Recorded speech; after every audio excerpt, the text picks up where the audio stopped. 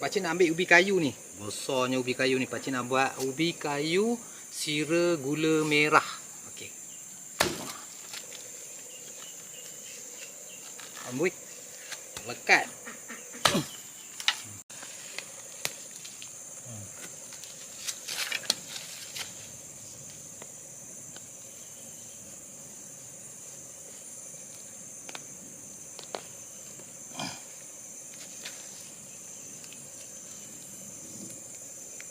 Besar budak. Besar tadi tu tak sesuai kalau kita nak buat ubi kayu sira gula merah tu. Kita guna yang kecil-kecil sikit ni dia. Kalau kecil lagi pun lagi sedap. Kerat dulu.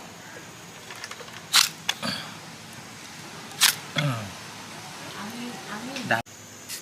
Okay, sekarang pakcik nak kopek ubi ni dulu. Tanah ni nanti kita basuh ya. Jangan risau.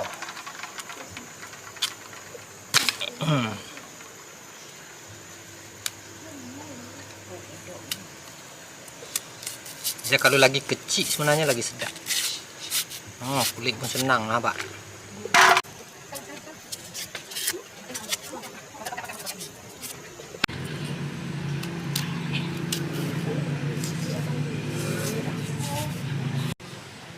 Okey, dah siap. Jom kita basuh.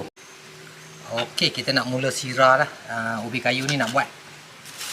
Okey, ni gula merah. Pakcik beli yang warna hitam. Beli kat kampung macam ni lah. Ada bolan plastik je. Masuk dalam periuk. Kita tengok pada ubi kita ya. Ni pakcik pakai 2 senduk penuh-penuh. Ni nak hujan ni, mendung ni. Kita cairkan dia dulu. Okay, masuk air sikit. Cukup lah tu. Tak payah banyak-banyak air.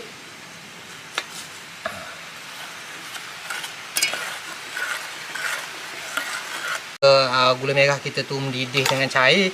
Pakcik potong dulu ubi kayu ni. Belah 4. Sebab dia besar. Kalau kita besar sangat, nanti dia tak mesra.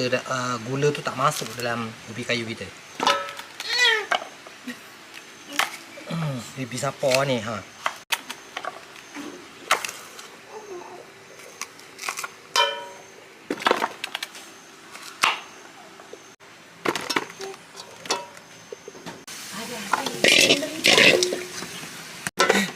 Okay, kita bubuk periuk ni.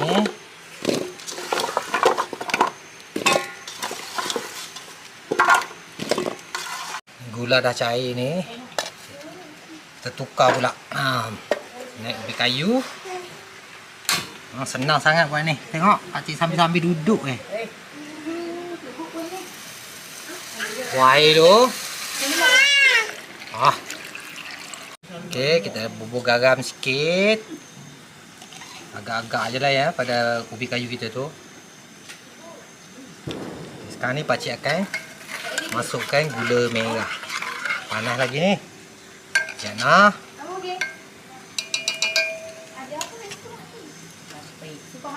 Kita tapihlah gula merah ni. Pakai gula Melaka pun boleh. Gula yang jenis-jenis sama kawan dia tu.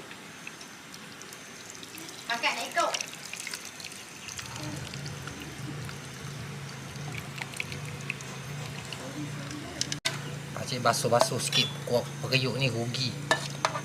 Masuk balik.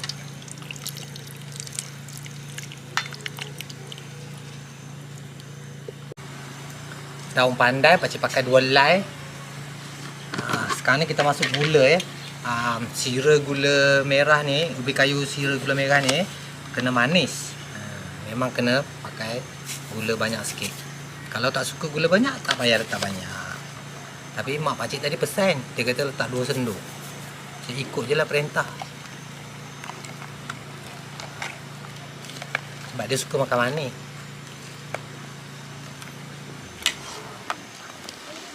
Okey, kita akan masak dia sampai dia kering ubi kayu kita ni pun akan empuk nanti ni.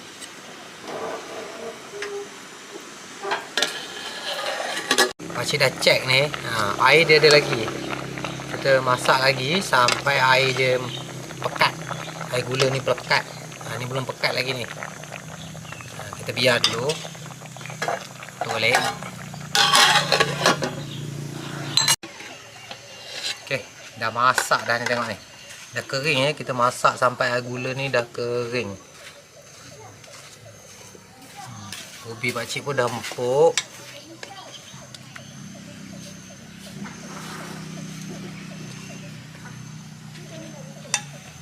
Pinggan ni lagi tua daripada pakcik. 50 tahun lebih ni.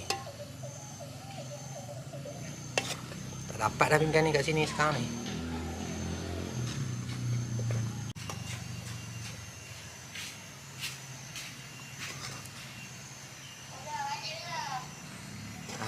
Simple je resipi kali ni. InsyaAllah sedap ni makan dengan kopi O. Sekejap lagi buat kopi O. Macam tu je lah resipi pakcik dekat kampung kali ni. InsyaAllah kita akan berjumpa lagi di video-video seterusnya. Assalamualaikum.